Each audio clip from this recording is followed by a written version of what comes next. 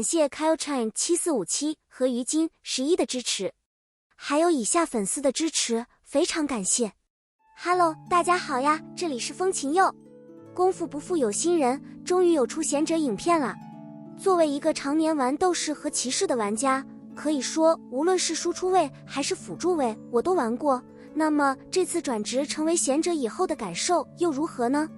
在顶配技能的加持下，可以达到一个让我满意的结果吗？那我们废话不多说，马上开始吧。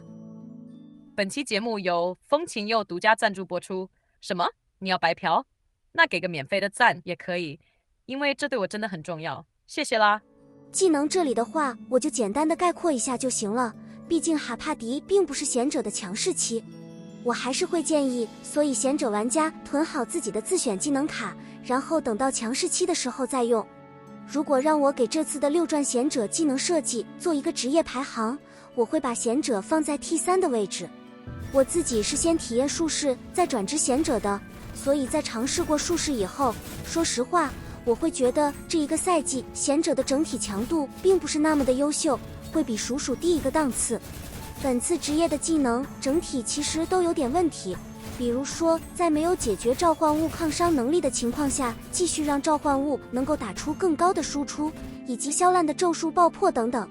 不过6转的确出了几个有意思的技能，比如说真理冥器和幽影魂甲，虽然目前的确没有什么特别的用处，不过我会期待与后续赛季技能可以进行比较出色的联动。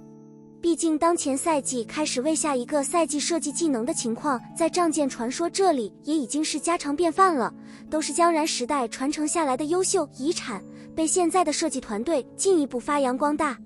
通常我都是先分享比较热门的一些流派，像术士那篇的从光开始，再到比较冷门的水法。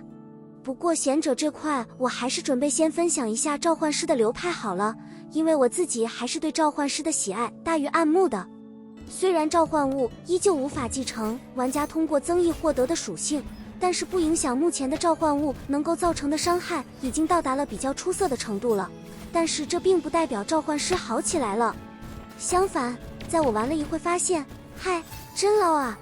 设计师依旧没有解决召唤物的生存能力问题，同时目前召唤师整体的搭配方法却是以永久单次召唤为主，就很让人讨厌。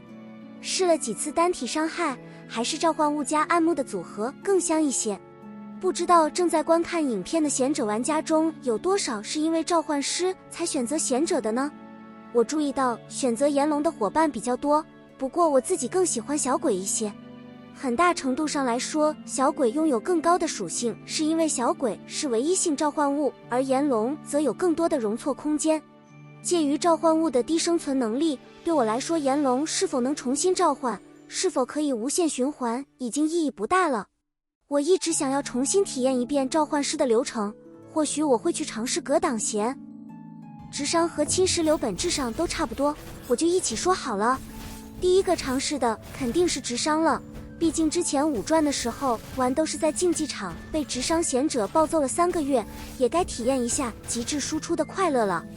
很可惜的是，好巧不巧，那个时候咒术爆破刚刚被削弱，可以比较明显的感受到引爆伤害明显和以前不一样了。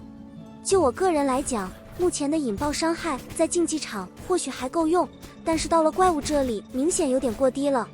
直伤技能的优势在于优秀的倍率以及白值，而6转技能的设计却普遍以侵蚀为主，导致直伤贤者无法拥有一个合适的爆发输出能力。而由于咒术的削弱，导致寄希望于死后的那一下爆发也变得不是那么的现实。6转给了挺多侵蚀流技能，不过很可惜的是，本次技能组中没有设计优秀的触发侵蚀的技能。的确有秘法可以快速引爆侵蚀，但实在是太捞了，导致玩家不得不使用单体长冷却的低阶战技终结之影。我自己是已经全技能踩了，所以测试出来应该是比较稳定的。我的测试结果是侵蚀流以及直伤流整体上的出伤实际上是差不多的，两者伤害基本上是一个很平衡的状态。但是由于出伤方式的不同，导致两种流派能够展现优势的环境也不同。由于两者伤害差不多，我个人会推荐2个流派都玩。直伤以打怪物为主，而侵蚀则用在竞技场这类地方则更合适。直伤打怪物的优势在于，如果你可以在触发复仇之前尽可能清理掉所有小怪，那么最后爆发的时候就可以比较精准地把所有伤害都灌输在精英怪上。这种方式是侵蚀流很难做到的，因为没有合适的群体核爆技能，死的时候经常会有遗漏的小怪，导致最后的终结不能精准地打在精英怪上。而在竞技场这块则是比较纯粹的伤害数值问题，被削弱的咒术导致最终出伤效果总是不如侵蚀。不过相较于以前拼命叠侵蚀效果，灵气共鸣在6转的高白值让侵蚀留在竞技场中选择直接提升伤害带来的效果大于带3个侵蚀秘法，强烈推荐大家试一试。6转里面的继业法阵伤害很高，无论是侵蚀流还是直伤流，携带这个技能后都能打出不错的效果，推荐试一试。绝境幽影反而成为5转技能组中成为一个很优秀的战绩，我自己感受下来，无论是侵蚀玩家用来叠层还是本身的伤害都很优秀。不过我个人认为是被削弱以后的咒术衬托出来的强力。继业法阵目前感受下来非常强力，作为一个侵蚀技能，但是本身的伤害却堪比直伤技能。我自己的整体感受是一个侵蚀技能，但是伤害比直伤的真言审判还出色。我自己是有尝试真理冥器和幽影魂铠，我只能说效果都不好。不过我可以感受到，对于格挡贤来说，真理冥器或许在国度和羁绊冒险中是可以用到的，虽然不是主流的强力技能，但是对于本身就很擅长持续作战的格挡贤来说，每隔2回合获得2回合的50%增伤以及5%的吸血也不赖。幽影魂铠则更加捞了，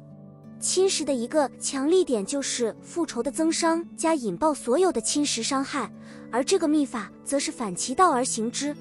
拉胯的伤害是必然的，而提供的伤害减免则是抠得一塌糊涂。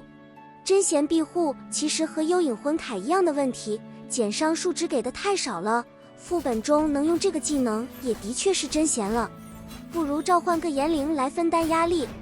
副本降低治疗主要是用来限制噩梦以及炼狱难度的玩家，而这点减伤恰好在这2个难度中显得爱莫能助。整体来看，我其实个人会比较推荐贤者玩家在这个赛季好好囤技能，养一养自己的基础，然后囤一些秘境为以后的赛季做准备。对我自己而言，强行提升自己的能力，拉高这些垃圾技能，还不如忍一忍，让自己在未来有优势的时候再度重现辉煌。就像当时我的5转斗士一样，明明有全部朽技能的能力，但是还是仅仅只是把关键几个技能拉到神话就收手了。中氪玩家多整整遗物和秘境，确保自己可以跟上合适的副本难度，让自己收益最大化。国度后期以及羁绊冒险这2项我会推荐忍一忍，不要硬刚。毕竟真想硬刚的话，我还是会推荐转斗士。从混沌排名其实就可以看出来了，留下来的都是真爱贤，囤一囤，然后伺机而动，我觉得没什么不好的。那这期贤者体验分享也到这里就结束了，非常感谢大家的观看，那我们下期再见，拜拜。